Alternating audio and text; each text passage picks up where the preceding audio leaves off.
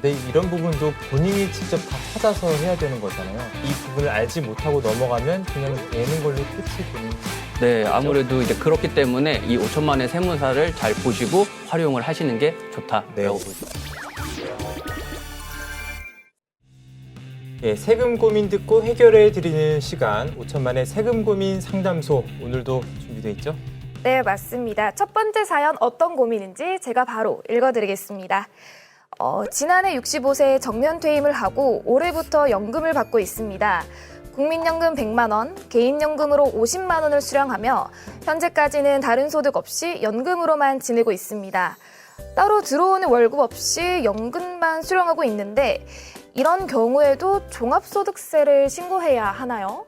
라는 고민 상담이에요. 네, 소득 없이 연금만 받을 경우 종합소득세 신고 대상이냐 이런 질문인데요. 일단 우선 이제 국민연금은 공적연금이라고 표현을 하고요. 일반적으로 우리가 자체적으로 불입을 해서 나중에 타는 이 연금저축과 같은 상품을 사적연금이라고 하는데 이 공적연금하고 다른 소득이 함께 있는 경우에는 5월 달에 종합소득세 신고를 함께 하셔야만 합니다. 네, 무조건적으로 하셔야만 되는데 근데 다만 이 국민연금인 이 공적연금만 있는 경우에는 이 국민연금공단에서 우리 근로자들 같은 경우에 연말정산하는 것처럼 별도로 연말정산 과정을 진행을 해주고 있기 때문에 종합소득세 신고를 별도로 하실 필요는 없다라고 보시면 되고요. 방금 전에 말씀을 해주셨던 그 사례에서처럼 개인은 연금으로 받는 금액이 월에 50만 원 정도 라고 말씀을 하셨는데 이 50만 원을 1년간으로 따지면 600만 원이 되거든요.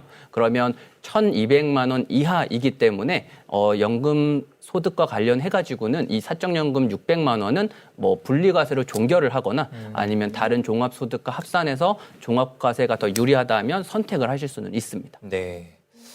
자, 간혹 금융기관의 실수로 세액공제를 안 받았는데도 세금을 떼는 일이 있다고 합니다. 어떤 네. 경우가 있을까요?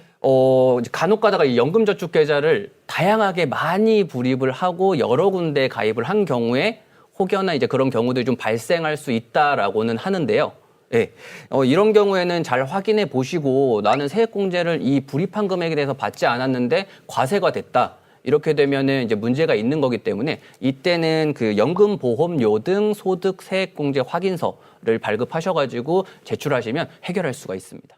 근데 이런 부분도 본인이 직접 다 찾아서 해야 되는 거잖아요. 네, 아쉽게도 그렇습니다. 네, 세금을 미리 내는데 이 부분을 알지 못하고 넘어가면 그냥 내는 걸로 끝이 되는 네, 거죠? 아무래도 이제 그렇기 때문에 이 5천만 원의 세무사를 잘 보시고 활용을 하시는 게 좋다라고 네. 볼 수 있겠죠. 깨알 같은 홍보 감사드리고요. 네.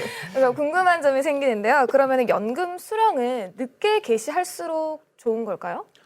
늦게 수령을 할수록 좋은 이유가 한 가지 있는데요. 네. 그 연금 소득 세율이라는 게 나중에 이제 연금으로 활용을 하면 적은 세금만 떼고 돌려주겠다라는 개념으로 이 5.5%의 세율을 적용을 하고 있습니다. 근데 나이가 많이 먹어가면 먹어갈수록 그 세율도 낮게 책정이 되는데요. 이 70세 미만인 경우에는 5.5%의 세율을 적용을 하고요.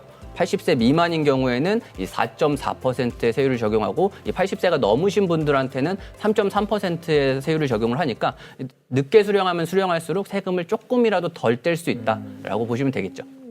네, 세무사님.